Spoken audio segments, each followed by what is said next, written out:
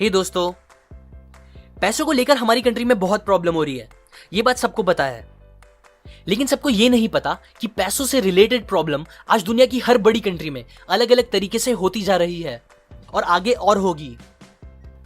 हम सबको पता है कि चीजों के दाम पिछले कई सालों से बस बढ़ते ही जा रहे हैं, लेकिन हम सबको ये नहीं पता कि ऐसा एक्चुअल में हो क्यों रहा है या इससे बचने के लिए हमें क्या करना चाहिए। क्योंकि महंगाई का बढ़ते रहना रुकने वाला भी नहीं है और आने वाले टाइम में इन्फ्लेशन इतना ज्यादा बढ़ने वाला है कि नॉर्मल लोग अपनी नॉर्मल सैलरी से ठीक ठाक खाना भी नहीं खरीद पाएंगे। हम सब जानते हैं कि अमीर अमीर होता जा रहा है और गरीब होता जा रहा है, लेकिन हम सबको ये नहीं पता है कि एग्जैक्टली हो कैसे रहा है। और पता है सबसे बुरी बात क्या है कि ये सारे क्वेश्चंस के आंसर हम अच्छे से जानने की कोशिश भी नहीं करते। और यही इग्नोरेंस एक मेन रीजन है जिसकी वजह से हम इस सिस्टम के स्लेव बन के रह गए हैं, जो चीजें सुधारने के लिए कुछ भी नहीं कर पा रहा। इसीलिए आज के और आने वाले वीडियोस में मैं आपको पैसों को लेकर, हमारे मॉनेटरी सिस्टम को लेकर और वर्ल्ड इकोनॉमी के कुछ ऐसे सीक्रेट्स और आंसर्स बताऊंगा जिनका पता होना हम सबके लिए हद से ज्यादा जरूरी है। क्योंकि ये सीक्रेट्स का ना पता होना आज हम सबकी जिंदगी पे बहुत ज्यादा नेगेटिव इंपैक्ट कर रहा है और आगे और बहुत ज्यादा करेगा। So let's begin with the hidden secrets of money. इंसान की ट्रू वेल्थ उसका टाइम और उसकी फ्रीडम होती है, जो आज उससे लिटरली चुराई जा रही है, बहुत इजीली और इनफैक्ट लीगली। अब अगर आप सोच रहे हो कि ऐसा कैसे पॉसिबल है, तो ये समझने के लिए पहले आपको पैसों की हिस्ट्री पता होना जरूरी है।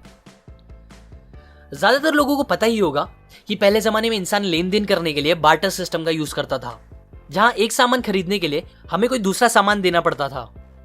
जैसे कि समझो मेरे पास अगर एक मुर्गी है और आपके पास चावल, तो मैं आपको अपनी मुर्गी दूंगा जिसके बदले आप मुझे चावल दोगे।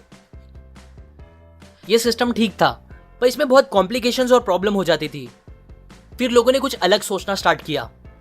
उस टाइम भी सबको पता था कि सोना एक कीमती चीज होती है, इसीलिए फिर लोगों ने सोने और चांदी के पैसे बना के उनसे बिजनेस करना स्टार्ट कर दिया। अब क्योंकि बहुत बार ज्यादा सोना अपने पास रखना और उसे लेके घूमना एक फिक्र करने वाली बात हो जाती थी, उसके वजन और चोरी के डर से, इसीलिए कुछ सोनार और दूसरे लोगों ने इसमें एक बिजनेस अपॉर्चुनिटी देखकर एक सोल्यूशन निकाला। उन्होंने लोगों से कहा कि तुम अपना सोना हमारे पास रखा दो, हम उसे गार्ड करके एकदम सेफ रखेंगे अपने पास, और बस उसके बदले आप हमें एक छोटी सी फीस दे देना। सबको ये आइडिया काफी अच्छा लगा, सो लोगों ने अपने अपने सोने उनके पास रखाना स्टार्ट कर दिए, जिसके बदले वो सोनार उन्हें एक IOU दे देता था। IOU और कुछ नहीं, बस एक कागज था जिसमें लिखा होता था कि मेरे पास आपका इतना सोना रखा हुआ है। सिंपल वर्ड्स में आप उसे सोने की रसीद भी बोल सकते हो, जिसे दिखाकर वो लोग अपना सोना कभी भी वापस लेके जा सकते थे। इसी तरह ये सिस्टम एकदम अच्छे से चलने लगा। लेकिन फिर कुछ टाइम बाद सोनार लोगों को एक अजीब बात रियलाइज हुई कि ये सिस्टम बनाने के बाद अब ऑलमोस्ट कोई भी इंसान अपना सोना लेने वापस नहीं आ रहा था और सबने उन रसीद से ही बिजनेस करना स्टार्ट कर दिया था, क्योंकि सबको यकीन हो गया था कि रसीद है मतलब सोना भी होगा ही। अब ये चीज समझने के बाद सोनार लोगों को लालच आ गई और फिर उन्होंने गलत काम करना स्टार्ट कर दिया। क्योंकि अब उनके हाथ से बनी हुई रसीद ही पैसा बन गया था, इसीलिए वो लोगों ने नकली और ज्यादा रसीदें बनाना स्टार्ट कर दी। उनके पास तो सोना होता भी नहीं था, लेकिन फिर भी वो ज्यादा रसीदें बनाते जाते, जिसे वो दूसरे गरीब लोगों को उधार देकर, मतलब लोन पर देकर, उस पे इंटरेस्ट कमाने लगते। इसी तरह उन लोगों ने अपने मन के हिसाब से बहुत सारी रसीदें छापी और दूसरों की मेहनत, टाइम और फ्रीडम छीन कर उनसे खूब पैसे कमाए। ऐसे स्टार्ट हुई दुनिया की सबसे बड़ी चोरी। वो सोना संभाल के रखने की दुकान दुनिया की पहली बैंक थी और वो रसीद दुनिया की पहली करेंसी।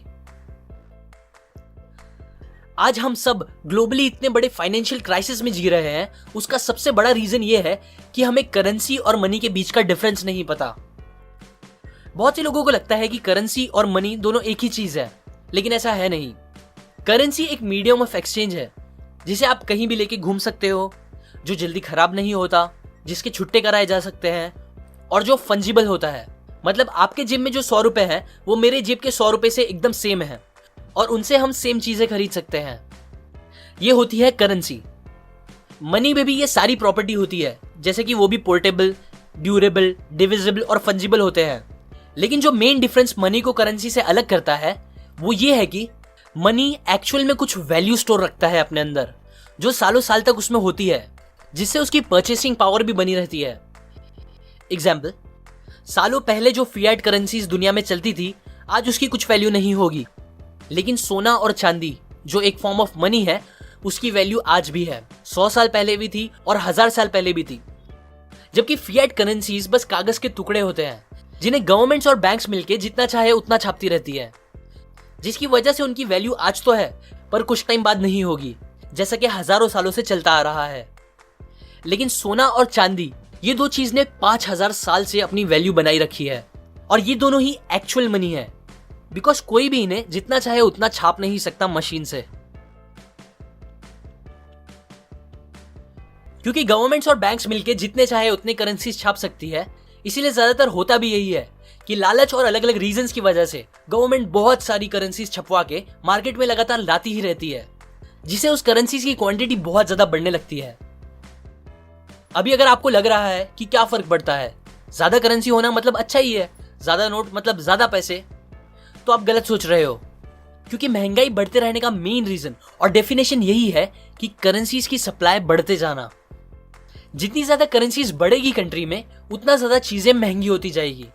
एग्जाम्पल, समझो एक पुल है, लेकिन ये नॉर्मल पानी का पुल नहीं है बल्कि करेंसीज का पुल है, और उसमें एक बड़ा सा स्पॉन्ज रखा हुआ है जो कि है चीजों के दाम।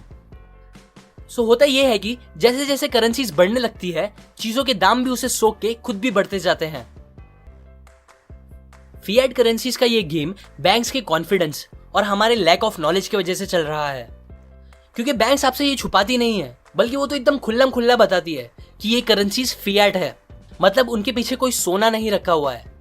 पर फिर भी हम इस बात को समझ नहीं पाते और उन रसीद को अपनी जान से ज्यादा वैल्यू देने लगते हैं, जबकि उसकी खुद की वैल्यू धीरे धीरे खत्म होती जा रही है और होती ही रहेगी इन्फ्लेशन की वजह से। सो टू कंक्लूड, अब हमें क्या करना चाहिए? सबसे पहला काम, आप खुद इस टॉपिक को एकदम अच्छे से समझो और फिर जितना हो सके उतना इस नॉलेज को लोगों के साथ शेयर करके उन्हें भी एजुकेट करो। क्योंकि कहा जाता है कि ये सीक्रेट्स जो मैंने आज आपको बताए और आगे आने वाली वीडियोस में बताऊंगा, ये सब बातें 10 लाख में से बस एक जन को अच्छे से पता चल पाती थी। इसीलिए ही हम इस सिस्टम के अभी भी स्लेव बने हुए हैं और कुछ भी नहीं कर पा रहे।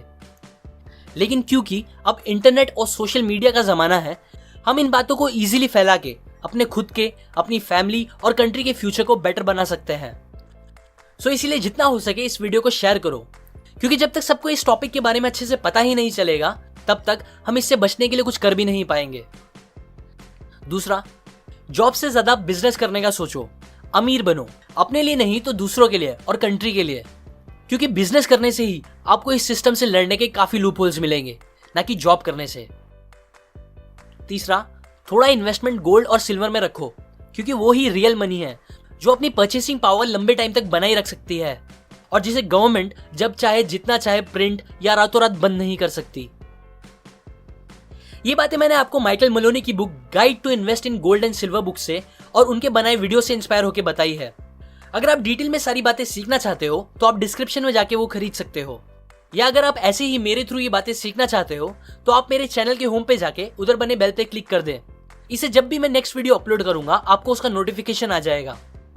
अभी के लिए लाइक करें, अपने व्यूज कमेंट करें इस टॉपिक को लेकर, शेयर करें इस वीडियो को अपने फ्रेंड्स एंड फैमिली के साथ, सब्सक्राइब करें। मैं और ऐसी काम की बातें आपके साथ शेयर करता रहूंगा, यूजुअली हर week. And finally, thanks for watching.